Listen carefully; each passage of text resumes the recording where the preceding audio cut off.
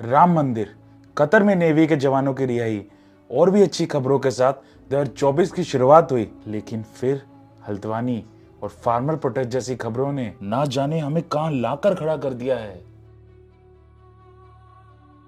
ये मात्र खबरें नहीं हैं, ये हमारी और आपकी आज की सच्चाई है, जो ये दर्शाता है कि अफवाह और अज्ञानता कुछ भी करा सकती है।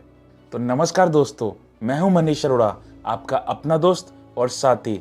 आज मैं इस वीडियो में जो बात करने जा रहा हूं उसका टॉपिक ये नहीं है, बल्कि इस वीडियो का टॉपिक है देश में फैली हुई आग। वो आग जिसने हल्द्वानी जैसी शांत जगह को भी एक बैटलफील्ड बना दिया। हल्द्वानी का वे दिन जब शहर की शांति भंग हुई, एक खौफनाक घटना बन गई है जो हिंदुस्तान के इतिहास में याद रखी जाएगी। मीडिया को संविधान में फोर्थ पिलर कहा गया है, लेकिन क्या ये फोर्थ पिलर अपनी भूमिका निभा रहा है? ये एक बहुत बड़ा सवाल है, क्योंकि जिस तरह से खबरों को प्रेजेंट किया जा रहा है वो सिर्फ खबर नहीं होती, वो मीडिया ट्रायल होती हैं, जिसमें मीडिया अपने एजेंडे को सबके सामने रख देती है और किसी के भी नजरिए को बदल कर रख देती है। चलिए पहले आपको बताता हूँ कुछ मीडिया वाले इस दंगे को किस नजर से देख रहे हैं। एक मदरसा जो नन्हे बच्चों के ज्ञान पाने का स्थान था, अचानक धाराशायी हो गया। इस घटना की जड़ में था एक जमीनी विवाद जो वर्षों से चला आ रहा था। इस विवाद ने एक दिन ऐसा रूप लिया कि शांत शहर हल्द्वानी में तनाव की लहर दौड़ गई। एक किसान की जमीन पे मदरसा बनाना गलत था और अवैध भी, लेकिन अचानक से उसे ध्वस्त करना भी शायद सही नहीं था। लेकिन सच क्या है किसी को नहीं पता, क्योंकि सब अपने पक्ष को सही मानते हैं और मीडिया कभी सच की गहराई तक नहीं जाएगी और पुलिस वही दिखाएगी जो उसे दिखाना है। तो कौन सही है कौन गलत किसी को भी नहीं पता, क्योंकि सब बस अपने एजेंडे पे पड़े हैं। इस जमीन पर जो कभी खेती के लिए लीज पर दी गई थी, बाद में एक मस्जिद और मदरसा बनाया गया। लेकिन जब नगर निगम ने इसे अवैध निर्माण घोषित किया और ध्वस्तीकरण का नोटिस दिया, तो विवाद ने एक नया मोड़ ले लिया। इस नोटिस के खिलाफ उच्च न्यायालय में याचिका दायर की गई, लेकिन फिर भी ध्वस्तीकरण हो गया। दोस्तों, ये बात वो है जो आजकल मीडिया में चल रही है, लेकिन अब मैं आपको पूरी बात बताता हूँ, वो भी गहराई से। हल्द्वानी में जमीन का विवाद एक लंबी कहानी है। ये जमीन पहले कृषि के लिए लीज पर दी गई थी, जिस पर बाद में मस्जिद और मदरसा बनाया गया। विवाद की जड़ें गहरी हैं जो समय के साथ और उलझती गईं। इस जमीन को लेकर कई दावे और विरोध हुए। वही सफिया मलिक और उनके पति ने इस जमीन पर अपना अधिकार जताया। इस विवाद ने एक नाजुक मोड़ तब लिया जब नगर निगम ने ध्वस्तीकरण का नोटिस जारी किया। सफिया मलिक के वकील ने इस नोटिस के खिलाफ उच्च न्यायालय में याचिका दायर की, लेकिन फिर भी मदरसे को गिरा दिया गया। हल्द्वानी के नगर आयुक्त पंकज उपाध्याय ने बताया कि उच्च न्यायालय से मदरसे को ना गिराने का कोई आदेश ही नहीं था। उन्होंने कहा, हमने सरकार के नियमों के मुताबिक काम किया।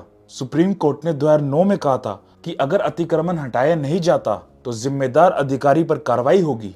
उपाध्याय ने आगे कहा, ये निर्माण जो सरकारी जमीन पर बना था वो गैर कानूनी था। हमने पहले 30 जनवरी को नोटिस दिया था, फिर 1 फरवरी को गिराने की तारीख तय की, लेकिन बाद में 4 फरवरी तक रोक दिया। आखिर में 8 फरवरी को गिराने का फैसला हुआ। उन्होंने कहा, अगर उन्हें लगता है कि वे सही हैं तो वे अदालत में जाकर मुआवजे की मांग कर सकते हैं। लेकिन हल्द्वानी में मदरसे के गिर जाने के बाद जो घटनाक्रम उभरा वे दिल दहला देने वाला था। बनभूलपुरा इलाके में तनाव और हिंसा का माहौल बन गया। अतिक्रमण हटाने की कार्रवाई के दौरान प्रशासन और पुलिस पर पथराव और आगजनी हुई, जिससे नगर निगम और सरकारी संपत्ति को भारी नुकसान पहुंचा। हल्द्वानी में हुई हिंसा के बाद कई परिवारों को अपना घर छोड़ना पड़ा। लगभग 500 परिवार सुरक्षित स्थानों की तलाश में चले गए। इस हिंसा में सरकारी संपत्ति को भी भारी नुकसान हुआ। नगर निगम ने मुख्य आरोपी को 2,45,00,000 की भरपाई के लिए एक नोटिस जारी किया। बनभूलपुरा के लगभग 300 परिवार डर के मारे अपने घरों को छोड़कर दूसरे शहरों में चले गए। कुछ लोगों ने तो 15 किलोमीटर पैदल चलकर शहर छोड़ा। पुलिस ने इस मामले में 25 उपद्रवियों को गिरफ्तार किया, जिन पर दंगा, डकैती, सरकारी संपत्ति को नुकसान पहुंचाने और जान से मारने के आरोप हैं। इस घटना ने न सिर्फ शारीरिक और आर्थिक नुकसान पहुंचाया, बल्कि सामाजिक शांति को भी गहरा झटका लगा है। इसने समुदायों के बीच विश्वास और सौहार्द को भी कमजोर किया। इस घटना के बाद समाज में शांति और उन्नति के लिए संवेदनशीलता और समझदारी से काम लेने की जरूरत है। हल्द्वानी में हुई हिंसा के बाद शांति और समाधान की दिशा में कदम उठाना बहुत जरूरी है। सबसे पहले संवाद की शुरुआत करनी चाहिए। समुदाय के नेताओं, स्थानीय प्रशासन और पीड़ित पक्षों को एक साथ बिठाकर बातचीत करनी चाहिए। इससे आपसी समझ बढ़ेगी और मतभेदों को सुलझाने में मदद मिलेगी। दूसरा, कानूनी प्रक्रिया का पालन करना चाहिए। जिन लोगों ने हिंसा फैलाई है उनके खिलाफ कड़ी कार्रवाई की जानी चाहिए। साथ ही जमीन के विवाद को कानूनी तरीके से सुलझाना चाहिए। तीसरा, सामुदायिक एकता को बढ़ावा देने के लिए कार्यक्रम आयोजित किए जा सकते हैं। इसमें सभी समुदाय के लोगों को शामिल करना चाहिए। इससे लोगों के बीच आपसी विश्वास और समझ बढ़ेगी। चौथा, शिक्षा और जागरूकता कार्यक्रमों के माध्यम से लोगों को सामाजिक एकता और कानूनी प्रक्रियाओं के बारे में जानकारी देनी चाहिए। इससे भविष्य में ऐसी घटनाओं को रोकने में मदद मिलेगी। अंत में सरकार और स्थानीय प्रशासन को ऐसे विवादों के निवारण के लिए दीर्घकालिक योजनाएं बनानी चाहिए। इसमें जमीन के विवादों को सुलझाने के लिए आसान तरीकों को बढ़ावा देने के उपाय शामिल होने चाहिए। दोस्तों, आशा करता हूँ आपको मेरा सुझाव पसंद आया होगा। अगर आपको ये वीडियो थोड़ी सी पसंद आई है तो इसे दूसरों के साथ ज़रूर शेयर करें। और अगर आप हमारे चैनल पर नए हैं तो इसे सब्सक्राइब करना मत भूलना। मिलते हैं अगली वीडियो में।